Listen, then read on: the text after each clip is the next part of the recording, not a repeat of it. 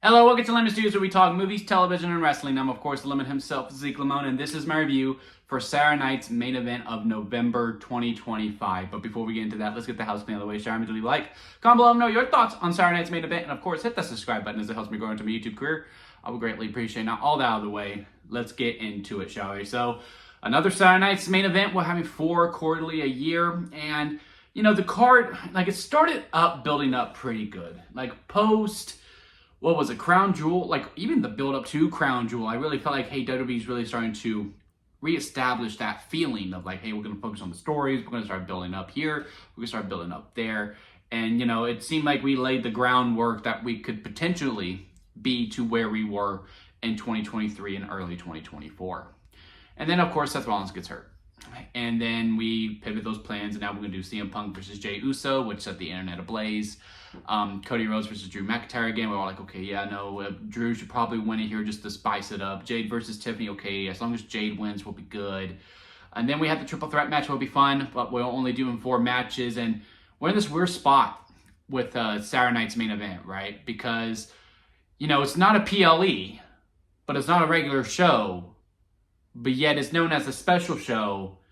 It's still on Peacock, so it's not on ESPN because, again, it's not a PLE, which is why, again, it's still on Peacock.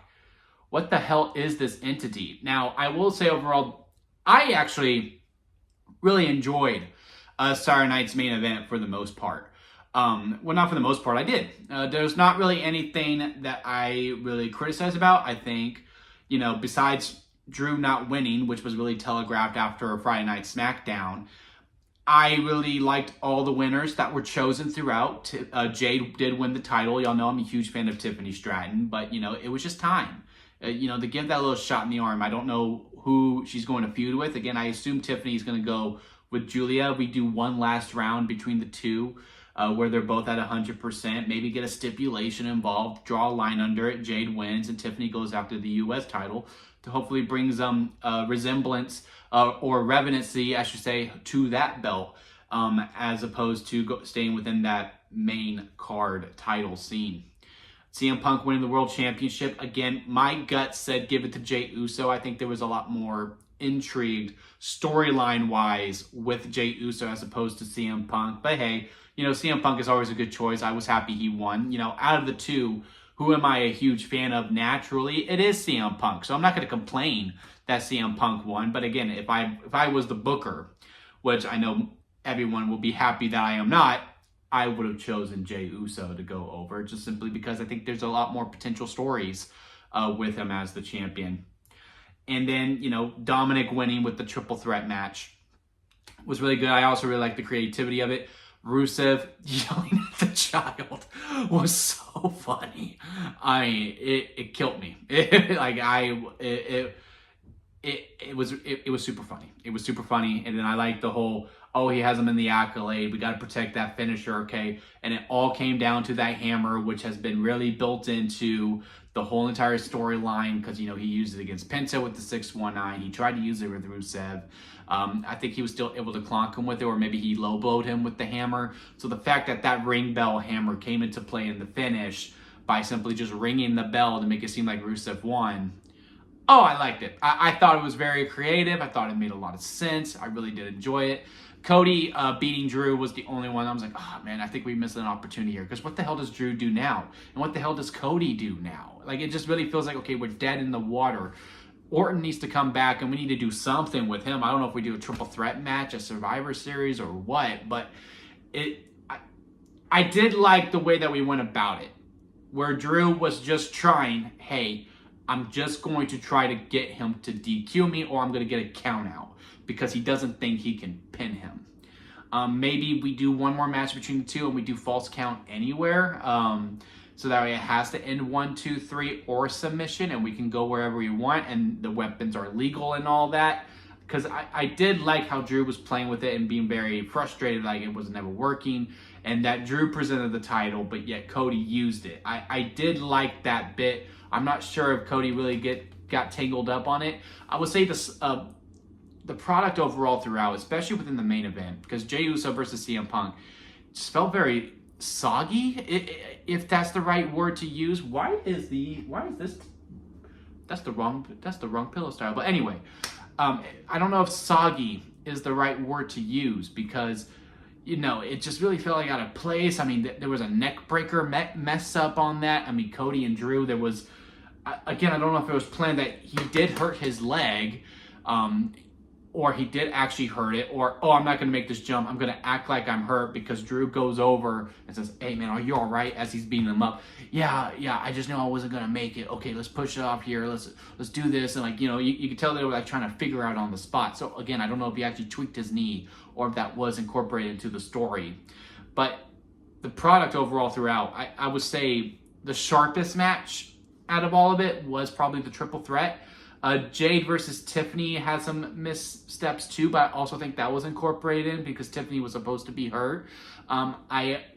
Honestly, I think the middle card matches were better than the main event matches.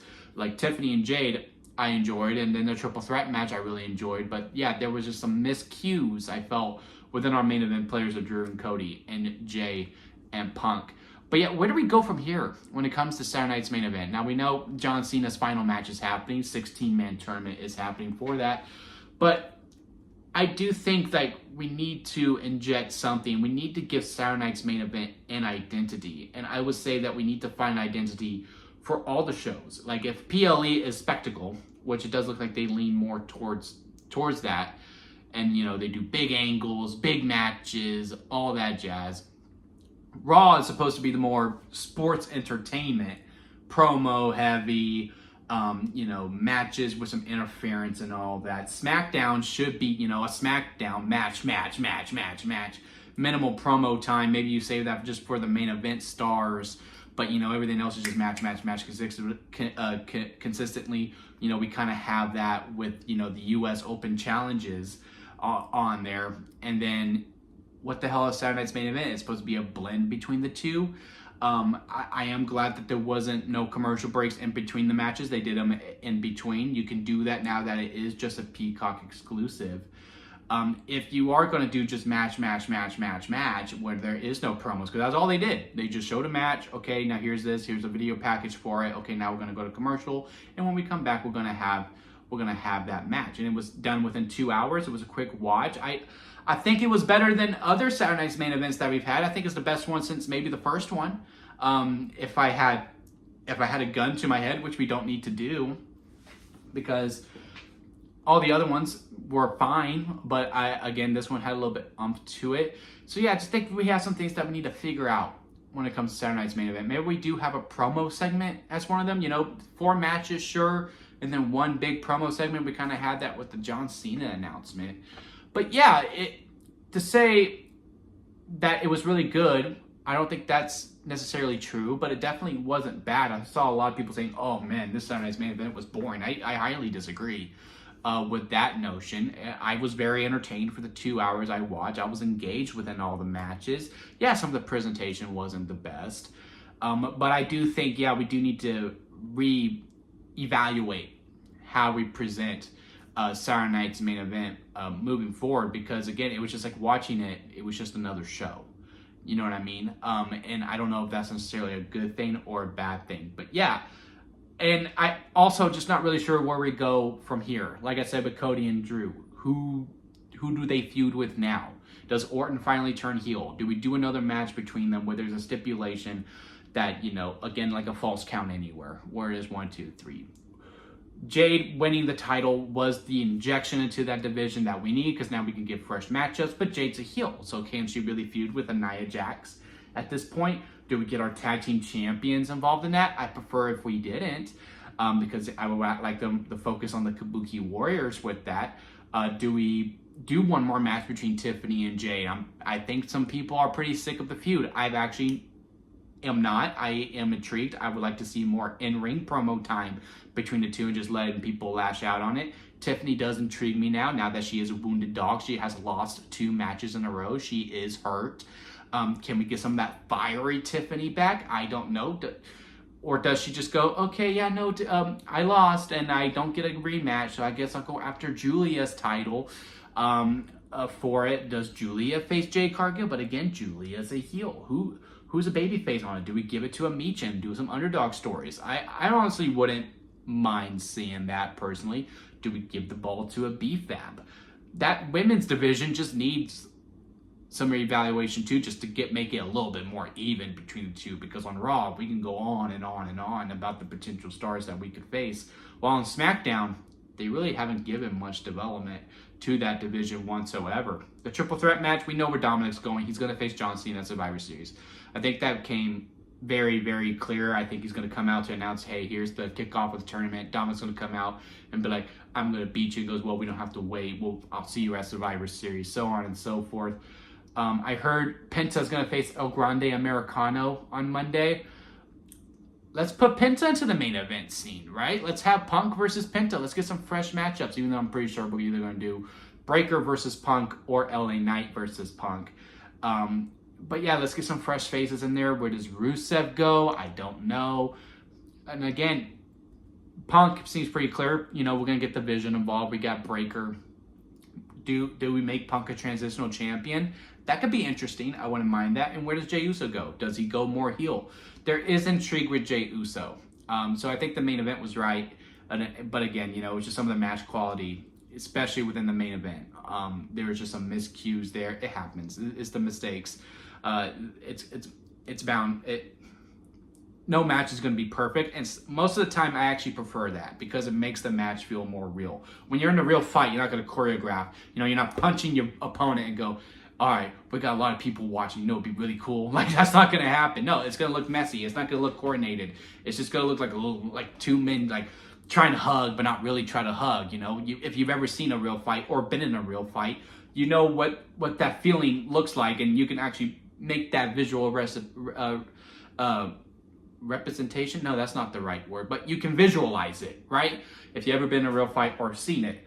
And usually I prefer that in my wrestling because, again, the more real you can make it, the better. But this one, it just felt a little off to me. But yeah, again, overall, I enjoyed the show. I think I enjoyed it more than others, even though I was pretty critical throughout it. But again, I think that's more with just the presentation of Saturday Night's Main Event as a whole. Because after Cena's final match, we have another one in January that got confirmed.